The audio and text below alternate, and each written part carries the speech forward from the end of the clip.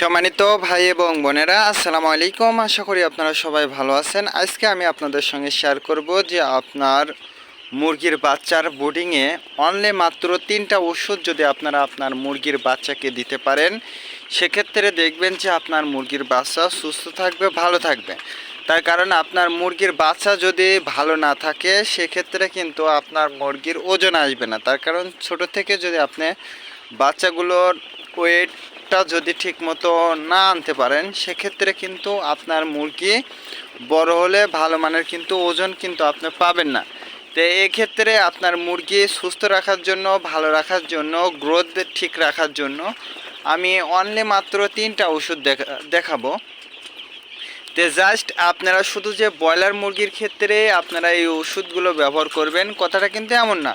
তার কারণ আপনি ফার্মি মুরগি, সোনালী মুরগি, লেয়ার মুরগি, ব্রয়লার মুরগি, আপনি যে মুরগিটাই লালন পালন করেন না কেন, সেক্ষেত্রে কিন্তু আপনার বোর্ডিং করাই লাগবে। আর বোর্ডিংয়ে যদি আপনি সঠিক নিয়ম পদ্ধতিটা যদি না জেনে বোর্ডিং করেন, সেক্ষেত্রে কিন্তু আপনার মুরগির বাচ্চার বিভিন্ন রোগের সংক্রমণটা কিন্তু দেখা দেবে। আর এই রোগের সংক্রমণ দেখা দেওয়ার কারণে কিন্তু আপনার মুরগির বাচ্চাগুলো প্রতিনিয়ত কিন্তু মারা যেতে পারে। আর বিশেষ করে আমি আপনাদেরকে বলবো যে বাচ্চাগুলো সুস্থ রাখার জন্য বোর্ডিংয়ে অবশ্যই নির্দিষ্ট পরিমাণ তাপ রাখতে হবে। অতিরিক্ত তাপও রাখা যাবে না, কম তাপও রাখা যাবে না। তে যদিও এখন দেখেন গরম, তারপরেও আমরা উপর সাইডটা কিন্তু সম্পূর্ণ তুলে দিয়েছি, শুধুমাত্র নিচের সাইড বাদে।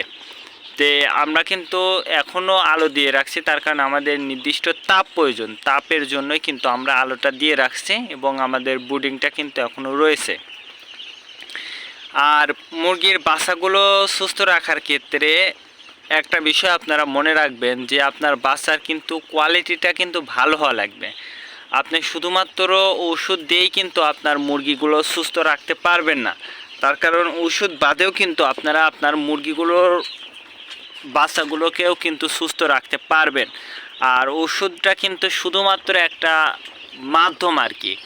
আপনি যদি সঠিক নিয়মে, সঠিক পদ্ধতিতে যদি মুরগিটা পালন করতে পারেন, বাচ্চাটা পালন করতে পারেন, সেক্ষেত্রে কিন্তু আপনার ওষুধ দেওয়ার কোনো প্রয়োজন হয় না।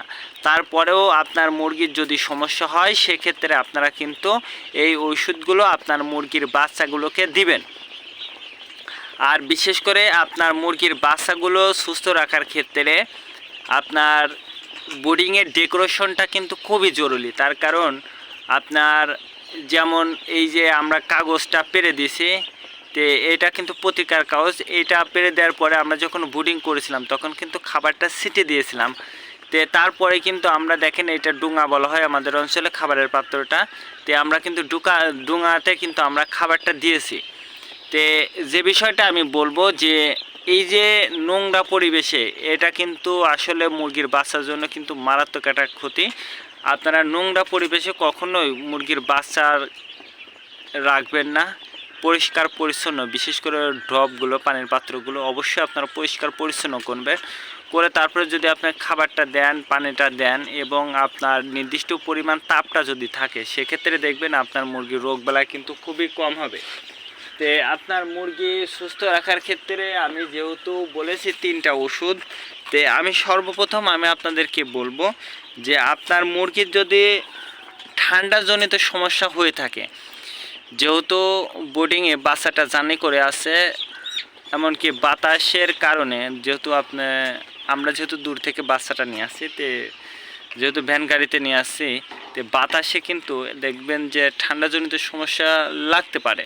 তো সেক্ষেত্রে আপনারা এই যে এন্ড্রোসিন বা এই কোম্পানির, আপনারা যে কোনো কোম্পানির এন্ড্রোসিন, এই ওষুধটা কিন্তু আপনারা আপনার মুরগির বাচ্চাকে খাওয়াতে পারবেন ইনশাল্লাহ। তো এটা কিন্তু শুধুমাত্র ব্রয়লার মুরগির ক্ষেত্রে না, এটা সোনালী মুরগি, লেয়ার মুরগি, আপনি যে মুরগিটাই পালন করেন সেই মুরগিকেও কিন্তু আপনারা খুব সহজে কিন্তু খাওয়াতে পারবেন। তারপরে যে ওষুধটা আমি আপনাদেরকে দেখাবো, এটা হচ্ছে হেমোকোপিএস।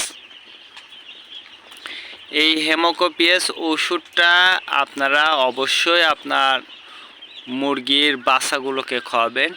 এই জন্য খাবেন, এই যে পায়খানাজনিত যত সমস্যা আছে, ইনশাল্লাহ দেখবেন যে ঠিক হয়ে যাবে। তারপরে যে ওষুধটা আপনারা বোর্ডিংয়ে দিয়েই লাগবে সেটা হচ্ছে এই যে থায়ামিন। এই ওষুধটা কিন্তু মিনি প্যাকেট পাওয়া যায়, অবশ্যই আপনারা কম দামে আপনারা সেগুলো নিতে পারবেন।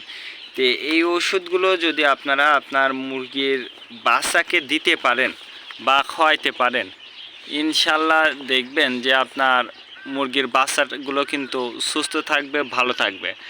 আর বাচ্চাগুলো ভালো রাখার ক্ষেত্রে আমি আপনাদেরকে বলবো যে শুধুমাত্র ব্রয়লার মুরগি না, সোনালী মুরগি, লেয়ার মুরগি, ফার্মি মুরগি, যে মুরগি আপনি পালন করেন না কেন, সেক্ষেত্রে এই ওষুধগুলো খাওয়াইলে ইনশাল্লাহ দেখবেন বাচ্চাগুলো ভালো থাকবে, সুস্থ থাকবে। আজকে এ পর্যন্ত, ভালো থাকবেন, আল্লাহ হাফেজ।